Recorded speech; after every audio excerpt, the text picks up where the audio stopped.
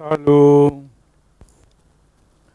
કથાના પ્રસંગની અંદર પરમ પૂજ્ય સદગુરુ યોગી સ્વામીની વાતો સાક્ષાત સવિતા ભાગ 1 કિરણ 121 પૂરા.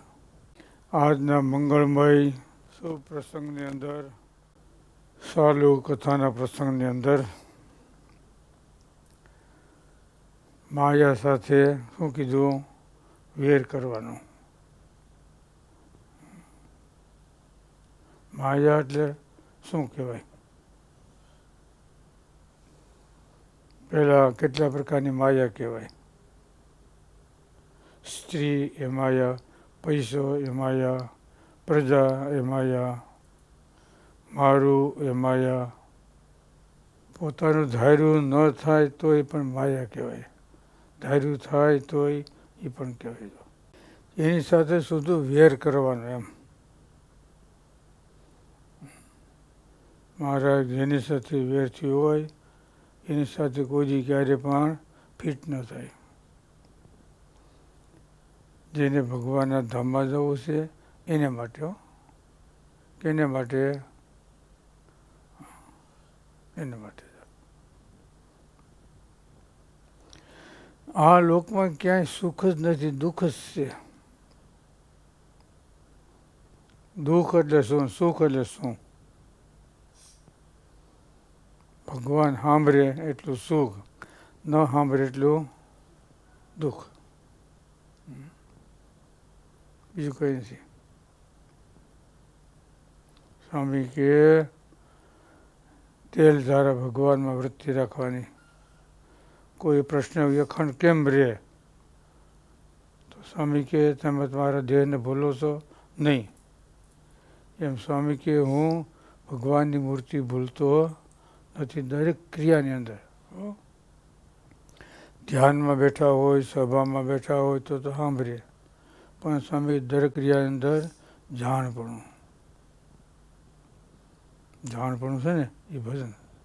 સ્વામી કે જ્યાં સુધી જાણપણું હોય ત્યાં સુધી ભજન થાય. સભામાં બેઠા હોય, ગૌમુખી હોય, માળા ફેરવતા હોય, મન તો ક્યાં હોય? મન મથુરા, ચિત્ત દ્વારકા. આપણે ક્યાં બેઠા હોઈએ? ગુરુકુળની સભામાં. સ્વામી મન મથુરા હોય, ચિત્ત દ્વારકા. આપણું મન ક્યાં છે? એટલે ભજન એટલે શું કહેવાય? શાંતિનું કેન્દ્ર.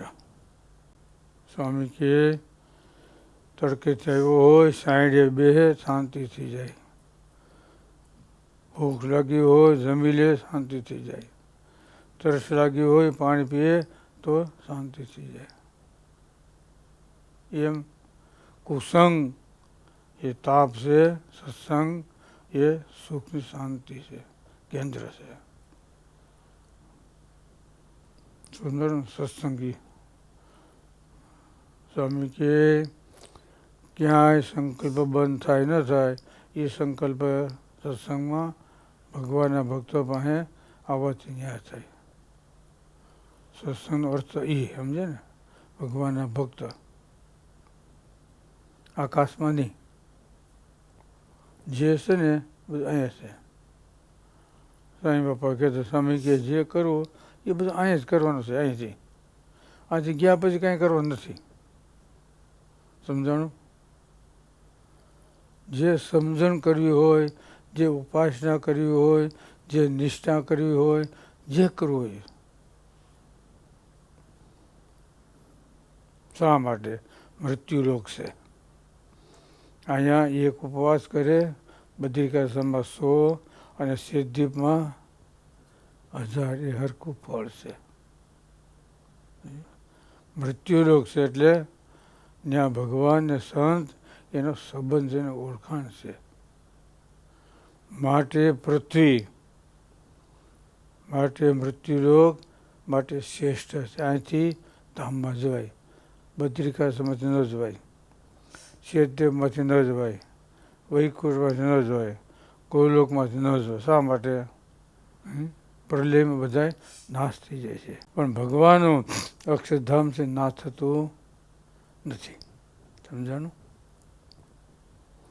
બીજા ધામ એની અવધિ છે, બીજા સુખ છે ને અવધિ છે, અને ભગવાન સંબંધી સુખ છે ને એ અવધિ વિનાનું.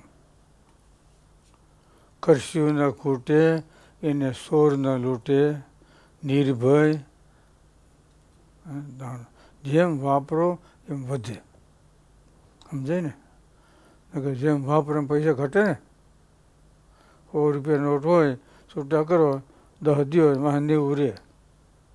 પણ ભગવાન સંબંધી છે ને 100 રૂપિયા હોય ને ભજન કરો 110, વધારે કરો તો 100 આનંદ સ્વામી 20. ખબર પડી? એ વધતા જાય. ભગવાન સંબંધી નાણું જેમ વાપરો એમ વધતું જાય, અને જગત સંબંધી સુખ છે જેમ વાપરો એમ ઘટતું જાય, ઘટતું જાય. એટલે બીજા સુખ બધાને અવધિ છે, ભગવાનનું અક્ષરધામ સુખ એની અવધિ વિનાનું છે. સ્વામી કે મનને વેગે હાલ્યા જાઓ ને તોય અક્ષરધામ છે ને એનો અંત આવે નહીં. મનને વેગે અહીંથી મુંબઈ પૂગી ગયા, ખબર પડી? અહીંથી અમદાવાદ પૂગી ગયા, ખાલી સંકલ્પ કરો તોય. અહીંથી અમેરિકા જ્યાં ક્યાં પૂગી ગયા. કેને કીધું? કહેજો. ગુણાત્મા વાતમાં લખ્યું ને, એટલે ભગતને કીધું ને કે વહાં જાઓ તો જી આવ્યો, વહાં જાઓ ભૌમા પુરુષ તો જી આવ્યો, મહાપુરુષ લોકમાં જાઓ તો જી આવ્યો. જો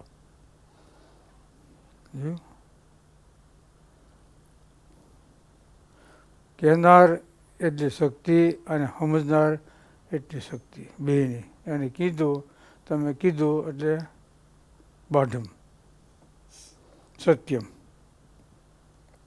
તમે કીધું એટલે પુગાઈ ગયું. શા માટે? કહેનારા તમે છો અને પુગાડનારા, બરાબર ને? કહેનારા તમે છો અને ધામમાં મોકલનારા તમે છો અને તેડનારા તમે છો. એક જ વ્યક્તિ છે, બે નહીં. એક જ વ્યક્તિ છો, બે નહીં, એક જ છે.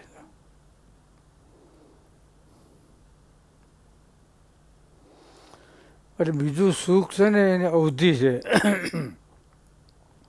અને ભગવાન સંબંધી સુખ અવધિ વિનાનું છે. સમજે ને? એમાં કોઈ દુઃખ નથી, એમાં કોઈ કલેશ નથી. જો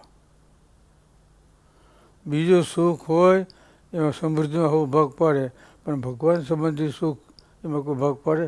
તમે માળા ફેરવી, ધ્યાન કર્યું, દર્શન કર્યા, સમાગમ કર્યો, એમાં કોઈ ભાગ નહીં પડે. બાકી 100 રૂપિયાનું દાન કર્યું હોય તો બધા ઘરનો લાગુ પડે એમાં. ઘરના 2-3 સભ્યો હોય ને એ બધા સંયુક્ત કહેવાય. એ બધી મિલકત સંયુક્ત કહેવાય. અને આ મારી અને અમારું, ખબર પડે ને? મારી એટલે સ્વતંત્ર, અમારું એટલે હા બધા, હા કુટુંબમાં બધાનો બધાનો લાભ પડે, ભાગ પડે બધાનો. એટલે માયાનું સ્વરૂપ એમ હું અને મારું, આ નામ માયા. જેની અંદર દુઃખ અને કલેશ છે. જે વસ્તુમાં દુઃખ અને કલેશ નથી એ ભગવાન સંબંધી સુખ છે. એમાં દુઃખ નથી. બાકી સામાન્ય વસ્તુ એની અંદર દુઃખ છે. સ્વામી કે કળજુગ એટલે શું કહેવાય? કલી એટલે શું કહેવાય? જેના 2 ધણી થાય એમાંથી કચ્યો. એક વસ્તુ હોય ને એને 2 ધણી થાય ત્યાંથી એને કલી કહેવાય, કળજુગ. એમ ભગવાન સંબંધી સુખ છે ને એ એવું છે. આની કોઈ જે ખોટે નહીં, જેમ વાપરો એમ અધિક અધિક અધિક થતું જાય. બોલું સહેજાનંદ.